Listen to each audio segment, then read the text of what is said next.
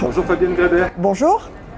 Pourquoi cette candidature à la présidence de la région Auvergne-Rhône-Alpes et puis surtout comment vous avez été désigné à la tête de cette liste? Cette candidature, elle répond à l'urgence d'agir pour le climat, l'urgence d'agir pour l'emploi, l'urgence d'agir pour l'économie locale. Et c'est ce que je vais défendre. Je vais défendre aussi un projet de renouveau démocratique. Nous avons besoin de restaurer la confiance des citoyens. Et restaurer la confiance, c'est leur permettre aussi de choisir leur tête de liste. C'est ce qui a été fait au sein des écologistes, du pôle écologiste que je représente. Ils m'ont désigné au mois d'octobre l'an dernier pour être leur tête de liste. Et depuis, je structure, j'étoffe ce pôle écologiste avec un grand nombre de formations politiques qui sont venues rejoindre Écologie Les Verts, Génération S notamment. Si vous êtes élue présidente, quelles seront les choses qui vont réellement changer? Ce qui va réellement changer, c'est qu'on va arrêter de faire comme si les enjeux climatiques n'existaient pas, comme s'il n'y avait pas d'urgence liée à la perte de la biodiversité. On va s'attaquer aux racines des problèmes, on va créer des emplois de proximité, des emplois qui aient du sens, des emplois qui soient liés aux besoins essentiels de la population. Moi, ce qui m'intéresse, ce n'est pas qu'on soit la première région en tout, mais c'est que les gens qui habitent cette région soient heureux, c'est que les gens qui habitent cette région soient en bonne santé, aient une qualité de l'air qui leur permette de rester en bonne santé, qu'ils aient du travail, qu'ils puissent accéder à la culture, à une éducation de qualité et qu'ils puissent être sécurisés dans leur avenir. C'est ça qui m'intéresse. Est-ce qu'on peut allier économie et écologie? Bien évidemment. D'ailleurs, il n'y a pas d'économie dans un monde qui va mal. Si demain nous venons à manquer d'eau, si l'air devient irrespirable et a nécessité de payer des frais de santé trop importants, c'est bien avec nos impôts que nous allons financer ça.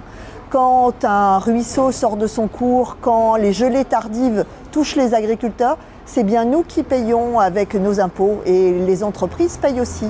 Donc une économie en bonne santé, c'est une économie qui tient compte de son environnement, qui préserve son capital naturel, parce que c'est avec ça que nous allons créer des emplois et une économie diversifiée.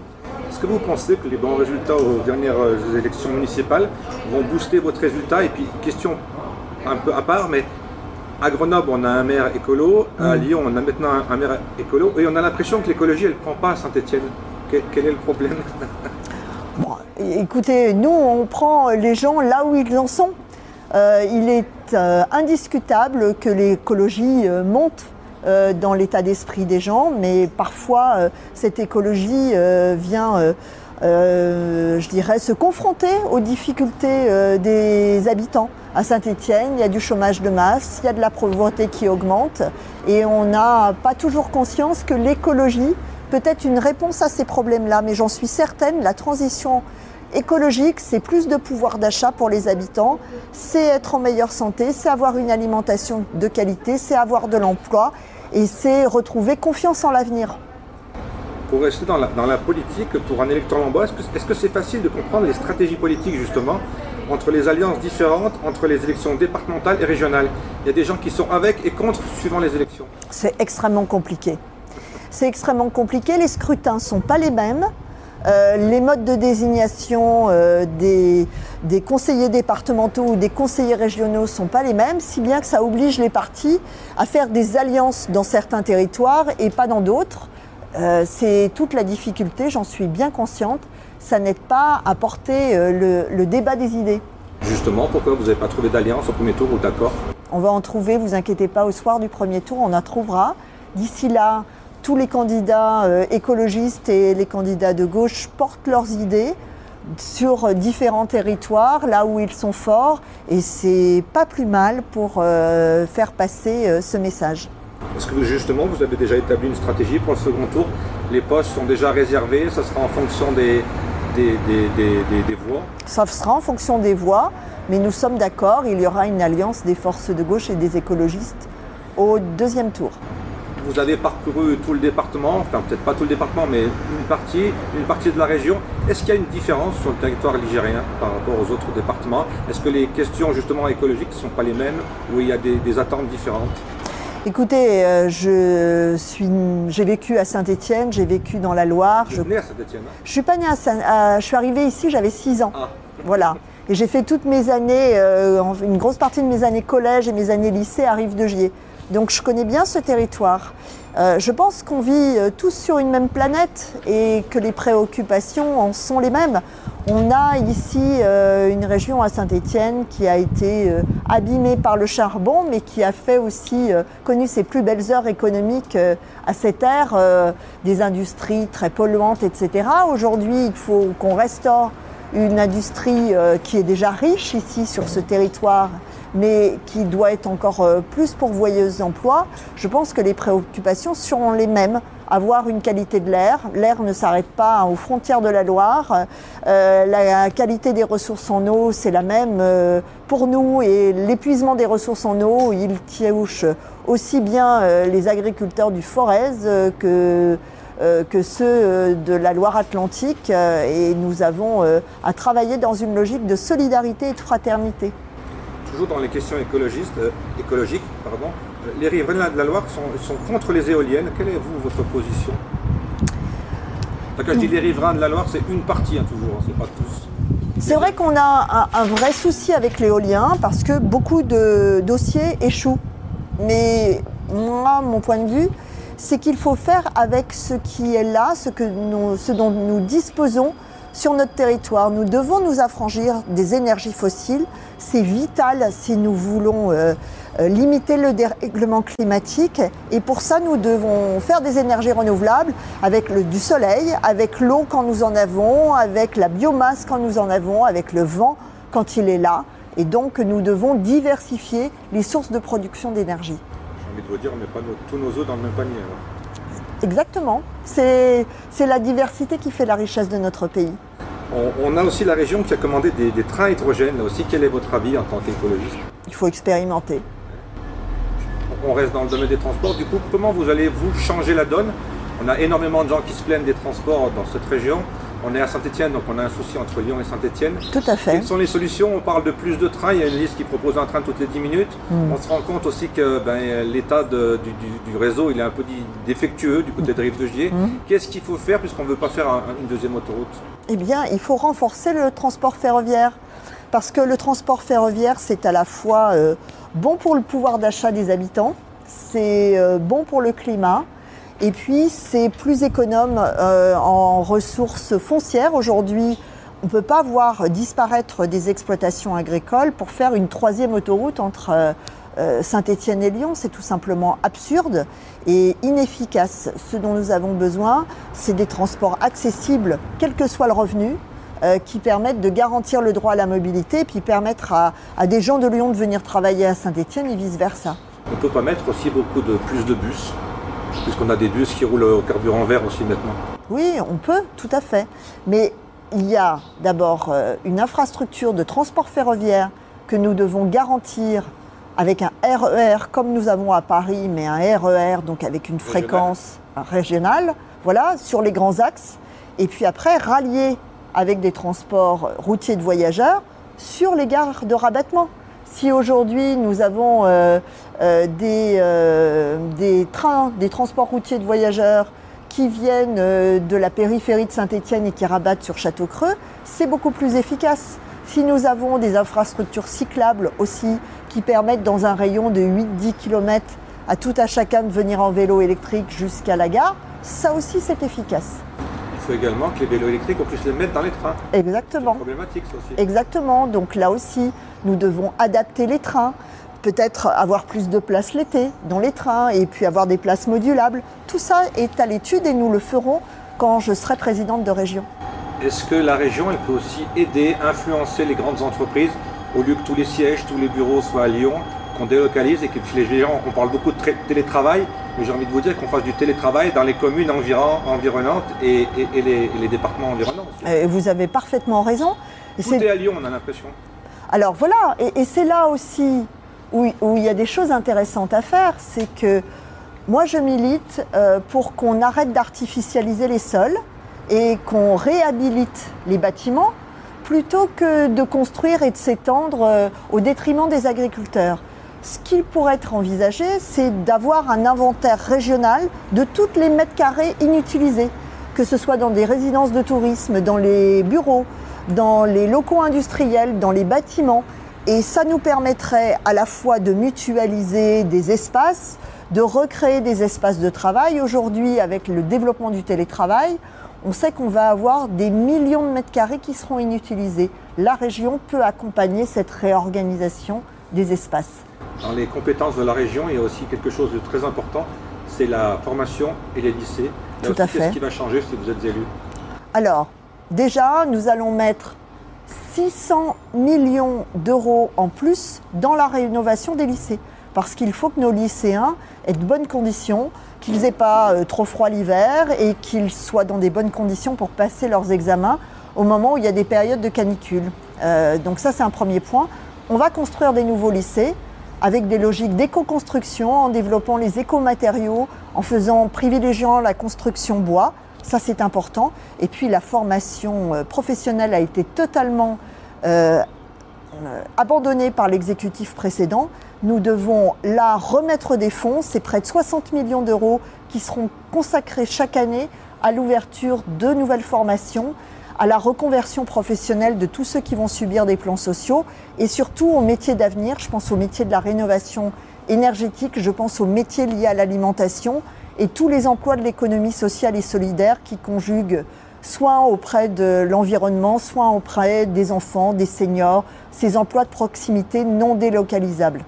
Dernière question, parce que le temps nous est compté. L'insécurité et l'écologie, là aussi, qu'est-ce qu'on fait pour l'insécurité? C'est une des compétences, un peu de...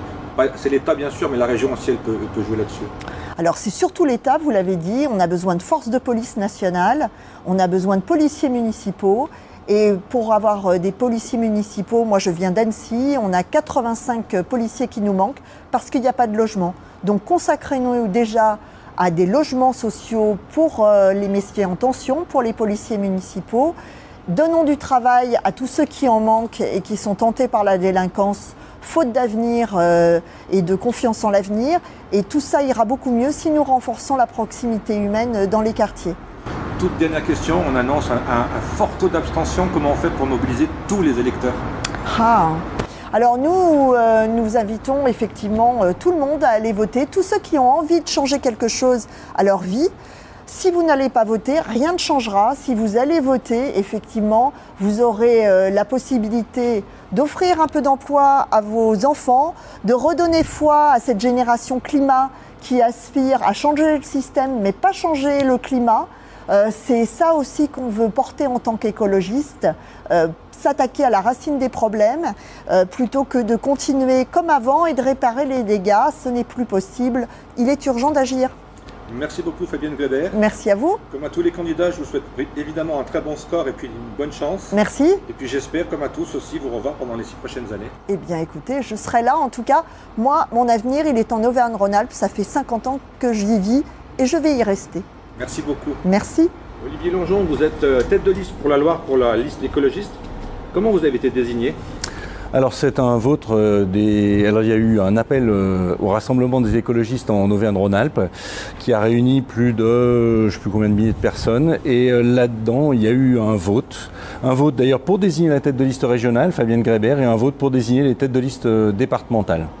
Vous étiez là pendant à peu près 2 jours avec la candidate à la présidence. Quel était le programme finalement de cette visite à Saint-Étienne? Alors à Saint-Étienne, cette fois-ci, nous avons visité l'écopôle du Forêt, donc une réserve, un espace qui pourrait être une réserve naturelle, qui pourrait être soutenu par la région et qui actuellement n'est pas soutenu par la région, a des soucis financiers, un espace qui est naturel très intéressant qui a été créé au bord de la Loire par France Nature Environnement, l'ex-FRAPNA, et qu'il faut soutenir. Et d'ailleurs, ils ont lancé un appel à cotisation, à aide, un crowdfunding comme on dit, et ils ont réuni plus de 52 000 euros auprès de Stéphanois, de gens de la Loire qui ont voulu défendre l'écopôle. Et bien nous disons, avec la région, nous nous engageons aussi bien pour la protection du lieu que pour son ouverture au public. Alors comme j'ai posé la question à Fabienne Grébert, je vous la pose la même. Qu'est-ce qui va changer à la tête de la région si vous êtes élu, si vous gagnez cette élection? Eh bien, beaucoup de choses. D'abord, je pense qu'on aura un retour des TER, c'est-à-dire qu'on a toujours des TER actuellement entre Saint-Étienne et Lyon, mais on a eu une réduction de 33% du nombre des TER. Alors, qu'est-ce qu'a supprimé Laurent Wauquiez? Les TER directs Saint-Étienne-Lyon-Part-Dieu, parce que la SNCF lui a demandé de les supprimer, mais il aurait pu garder un TER direct, par exemple, Saint-Étienne-Perrache. Si la SNCF lui a demandé de supprimer Lyon-Part-Dieu, c'est que Lyon-Part-Dieu était en travaux. Le TER direct, l'avantage, c'est qu'en fait, on fait Saint-Étienne-Lyon en moins de 45 minutes. Donc, en fait, on a un gain de temps. Et quand on est dans ce train qui va directement de Saint-Étienne à Lyon, on n'est pas en train d'encombrer des trains qui s'arrêtent dans toutes les gares. J'ajoute que plus de 50% des gens qui font Saint-Étienne-Lyon le font aujourd'hui en train. Donc, le train est une solution d'avenir. Un autre exemple, aux heures de pointe, Laurent Wauquiez a supprimé les trains qui s'arrêtaient à tous les arrêts. Non, il y avait, pour expliquer bien, aux heures de pointe, il y avait entre Givorville et Lyon-Perrache un train qui s'intercalait aux heures de pointe et qui s'arrêtait à toutes les gares. Pendant ce temps, le train de Saint-Étienne, qui allait jusqu'à Lyon-Perrache, lui ne s'arrêtait pas à toutes ces gares, et ainsi on allait plus vite à Lyon-Perrache en moins d'une heure. Laurent Wauquiez a décidé de supprimer le train qui, aux heures de pointe, s'arrêtait à toutes les gares et de faire arrêter à toutes les gares le train de Saint-Étienne. Conclusion, aujourd'hui on met 1h10 entre Saint-Étienne et Lyon-Perrache. Laurent Wauquiez a ralenti et supprimé le confort des TER, nous le rétablirons. Voilà par exemple une alternative. Un changement qui sera mis en place dans le cadre de cette alternance, eh bien ce sera les cantines. On aura plus de cantines bio, plus de cantines locales dans les lycées. Un autre changement, pour dire, nous on soutiendra les industriels locaux. Récemment, avec Fabienne Grébert, nous avons été visiter les tissages de Charlieu. Ils ont un projet de filière de retressage des fils, de recyclage du fil, dans lequel ils sont même appuyés par des grands couturiers pour, à partir de fils de recyclage, refaire de la matière neuve. Ce projet est soutenu à minima par Laurent Wauquiez et du coup il a du mal à démarrer. Nous le soutiendrons à maxima. Il est normal qu'on crée des emplois en Auvergne-Rhône-Alpes. On est dans une grande région, hein, maintenant elle a été doublée en plus avec l'Auvergne. Comment on fait passer, je ne vais pas dire en priorité, mais comment on met Loire un peu en haut de la pile dans les dossiers? Alors moi je dirais que la Loire, on a une chance, c'est qu'elle est entre Auvergne et Rhône-Alpes, les deux anciennes régions. Nous on fait le lien, alors il y a un peu l'Ardèche aussi, mais on est un département qui fait le lien. Donc déjà ça se justifie. Par exemple, la région avait décidé de mettre de l'argent de côté pour faire la 45. Aujourd'hui, tout le monde a reconnu, la solution, c'est des alternatives à la 45. Eh bien, la région doit investir sur ces alternatives. Amélioration du fer, amélioration aussi de l'autoroute existante. Au droit de Rive de Gier, il y a une centaine de millions d'euros de travaux à faire pour que l'autoroute soit sécurisée, pollue moins, qu'il y ait moins de bruit et qu'on puisse plus facilement rouler sur cette autoroute. Donc, c'est une des opérations dans lesquelles la région peut participer. Est-ce que économie, encore une fois, et écologie, c'est compatible? Totalement. L'économie ne créera des emplois que si elle a pris en compte l'écologie. Je m'explique. Par exemple, pendant des années, on a dit c'est pas normal d'aller fabriquer à l'autre bout du monde des choses qu'on pourrait fabriquer chez nous. Et ça coûte plus cher. Et ça coûte plus cher. Et en plus, en termes d'impact environnemental, c'est fort parce qu'en fait, il faut transporter ces objets-là. Et donc, on dégage du dioxyde de carbone, du CO2 qui fait l'effet de serre. Donc, nous, ce qu'on dit, eh bien, c'est relocalisons l'économie.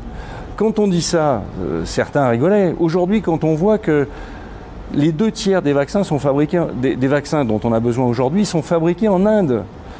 Et qu'on ne sait même pas pratiquement le fabriquer en France, quand on va se mettre à fabriquer des vaccins en France, finalement, on n'en aura peut-être plus besoin. On a un énorme problème de développement économique, mais qui est aussi un développement, j'allais dire, stratégique.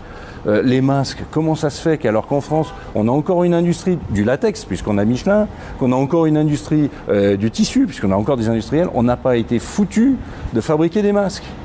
On aurait dû seulement dans la rentabilité aussi. On est seulement dans la rentabilité. C'est très clair. On n'est pas dans l'humain, on est dans les chiffres. On est uniquement. Et l'Europe a oublié de désigner des enjeux stratégiques. Nous, on est pour plus d'Europe, pour une Europe qui fonctionne mieux.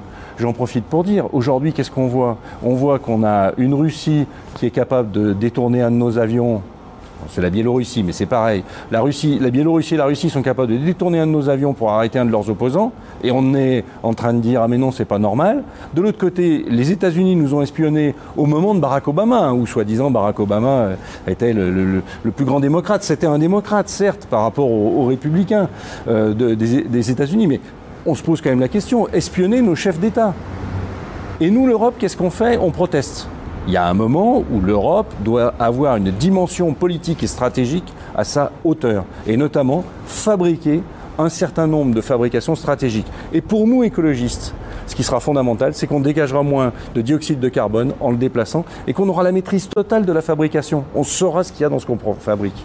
La région, c'est les départements, on va y revenir, mais j'ai juste une question sur les villes. Grenoble est écolo, Lyon est écolo. Pourquoi on a la sensation que ça ne prend pas à Saint-Étienne?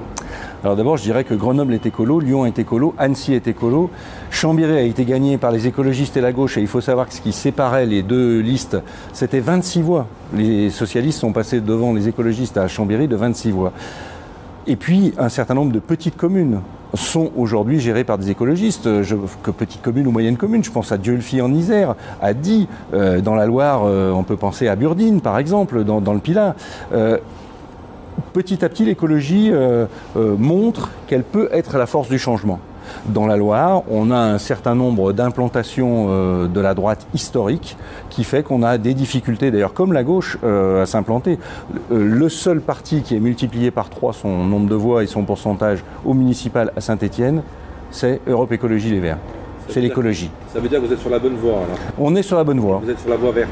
On est sur la voie verte. On parle des villes, on va parler également des départements. Comment on peut expliquer qu'à la région, vous êtes d'accord et au département, les binômes ne sont pas d'accord là aussi? Comment on explique à des gens qui vont aller voter qu'on est d'accord d'un côté et pas de l'autre pour nommer des candidats? C'est deux élections totalement différentes. Au départemental, tout candidat qui ne fera pas 25% des inscrits ne sera pas au deuxième tour. On a de fortes chances dans la Loire qu'avec une abstention de 30-40%, on ne sait pas exactement, les deux candidats qui seront sélectionnés pour le second tour de l'élection cantonale ne seront que deux candidats repêchés par rapport au nombre d'inscrits. Je parle bien d'inscrits, pas de votants. C'est-à-dire qu'on peut repêcher des candidats? On peut repêcher des candidats. Il y a forcément 2 candidats au deuxième tour. C'est obligatoire? C'est obligatoire. C'est comme ça que fonctionne l'élection départementale. L'élection régionale, c'est une proportionnelle intégrale. Chaque liste qui a fait plus de 5% peut se négocier. Chaque liste qui a fait plus de 10% des participants, pas des inscrits, chaque liste qui a fait plus de 10% des électeurs peut se maintenir au deuxième tour.